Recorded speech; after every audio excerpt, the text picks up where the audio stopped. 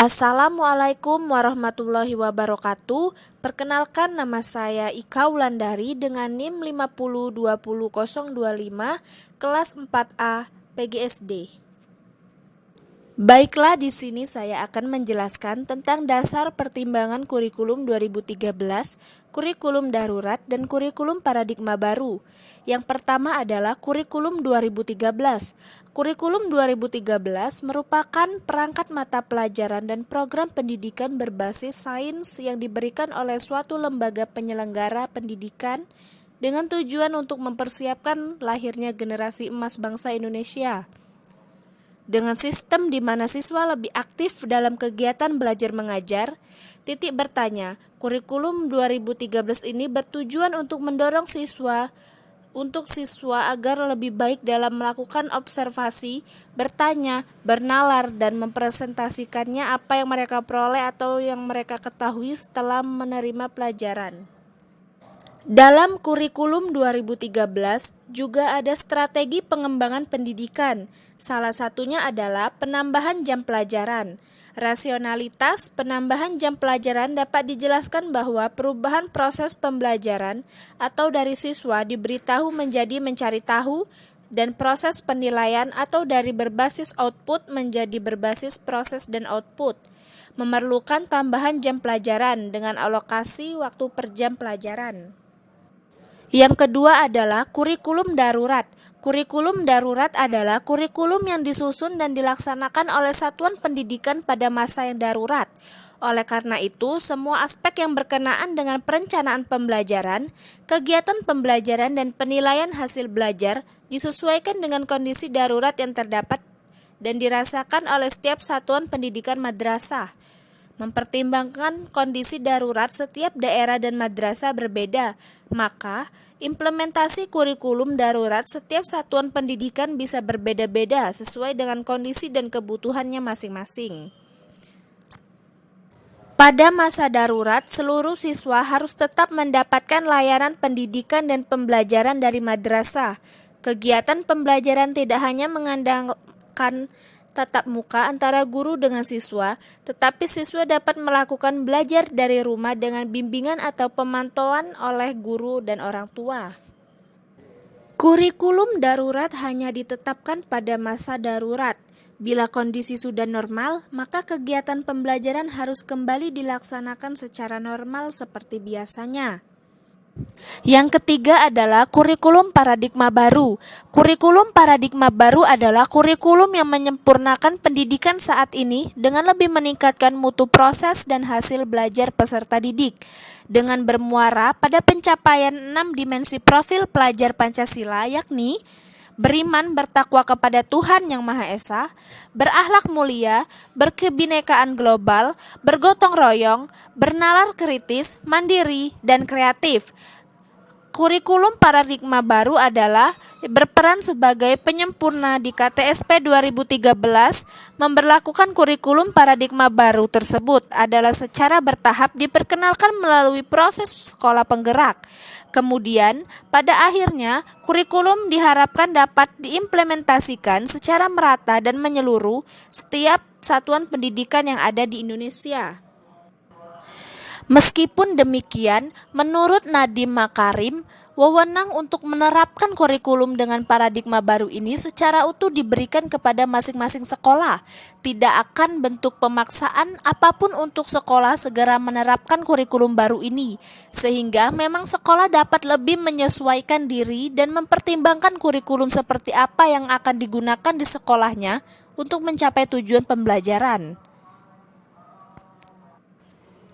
Setiap kurikulum memiliki karakteristik dan poin pokoknya tersendiri ketika itu berkenaan dengan proses pembelajaran dan program pendidikan. Nah, dalam kurikulum paradigma baru ini ada 7 poin terpenting yang perlu untuk Anda ketahui dan pahami bersama. Berikut ini adalah uraiannya. 1. Struktur kurikulum. Pertama, dalam segi struktur kurikulum, profil pelajar Pancasila atau PPP dijadikan sebagai acuan utama dalam struktur kurikulum paradigma baru. Oleh karena itu, pengembangan terhadap setiap standar isi, standar proses, standar penilaian atau standar kurikulum, capaian pembelajaran, prinsip pembelajaran, dan asesmen pembelajaran akan selalu mengacu pada profil Pancasila. 2. Capaian pembelajaran. Poin kedua tidak boleh luput dari pemahaman adalah mengenai capaian pembelajaran.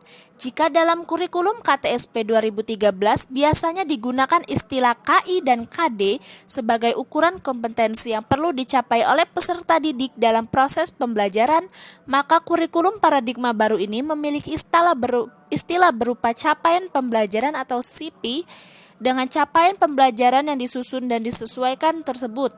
Diharapkan, peserta didik nantinya mampu mencapai pengetahuan, keterampilan, dan sikap yang relevan dengan visi dan misi pendidikan nasional. Yang ketiga adalah pendekatan tematik. Poin berikutnya yang tidak kalah penting adalah dalam hal pendekatan atau approach yang digunakan dalam pembelajaran. Pendekatan tematik akan digunakan dalam kurikulum dengan paradigma baru ini. Jika biasanya pendekatan tematik hanyalah untuk jenjang SD, namun di kurikulum yang baru dapat pula diaplikasikan dalam jenjang pendidikan yang lainnya. Sebaliknya, di jenjang pendidikan sekolah dasar, guru dan tenaga pendidik boleh dengan leluasa menggunakan pendekatan tematik maupun pendekatan jenis lainnya. Hal tersebut demi tercapainya tujuan pembelajaran yang lebih efektif dan efisien.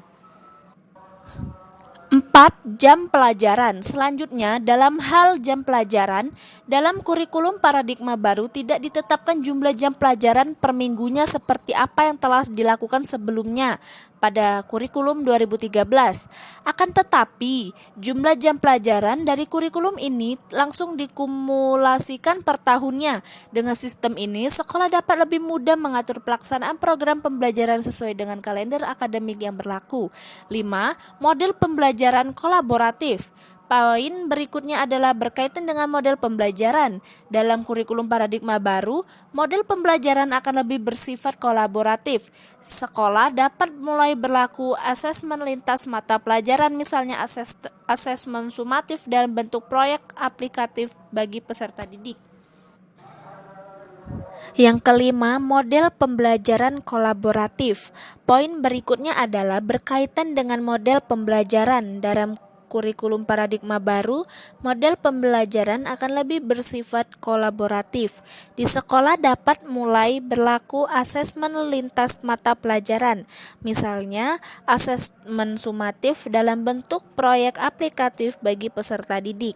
Dalam kurikulum terbaru ini, proyek untuk jenjang sekolah dasar dapat dilakukan minimal 2 kali dalam satu pelajaran, sedangkan untuk jenjang sekolah menengah pertama dan sekolah menengah atas, asesmen berbasis proyek diharapkan dapat dilakukan minimal 3 kali dalam satu pelajaran.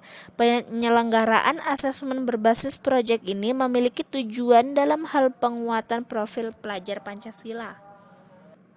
Yang keenam adalah mata pelajaran informatika. Poin dari kurikulum paradigma baru berikutnya yang juga sangat penting untuk diketahui bersama adalah perihal mata pelajaran informatika. Jika dalam kurikulum 2013 terdapat mata pelajaran Teknologi Informasi dan Komunikasi atau TIK, maka dalam kurikulum yang baru mata pelajaran ini kembali menggunakan nama informatika sebagai dapat mulai dipelajari sejak jenjang sekolah menengah pertama. Dalam mata pelajaran informatika ini, setiap yang belum memiliki tenaga pengajar atau guru dengan latar belakang pendidikan informatika dapat mengambil guru umum untuk mengampu mata pelajaran ini. Yang ketujuh adalah mata pelajaran Ilmu Pengetahuan Alam Sosial atau IPAS. Poin ketujuh dalam kurikulum paradigma baru adalah mengenai mata pelajaran Ilmu Pengetahuan Alam Sosial atau IPS. Ini merupakan terobosan baru dalam sistem pendidikan Indonesia. Apabila pada kurikulum sebelumnya di jenjang sekolah dasar atau SD kelas 4, 5, dan 6 terdapat pelajaran pelajaran IPA dan IPS, maka saat ini kedua pelajaran tersebut akan dilebur dalam mata pelajaran yang bernama IPAS.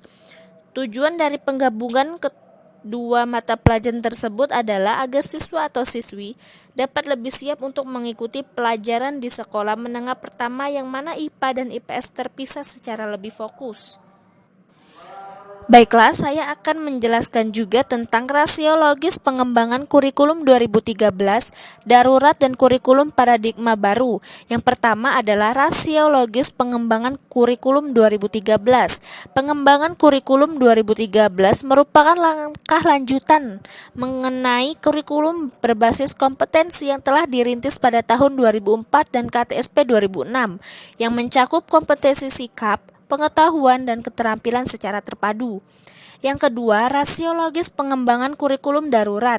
Pengembangan kurikulum darurat diserahkan kepada masing-masing RA sesuai kebutuhan, inovasi, dan kreativitas masing-masing sehingga mudah untuk diimplementasikan. Yang ketiga adalah rasiologis pengembangan kurikulum paradigma baru. Kehadiran kurikulum paradigma baru 2022 dengan menerapkan bertahap melalui sekolah penggerak merupakan suatu upaya transformasi pendidikan yang telah mempertimbangkan prinsip dan landasan pengembangan kurikulum. Baiklah, mungkin itu saja yang bisa saya sampaikan. Kurang lebihnya saya minta maaf. Saya akhiri. Wassalamualaikum warahmatullahi wabarakatuh.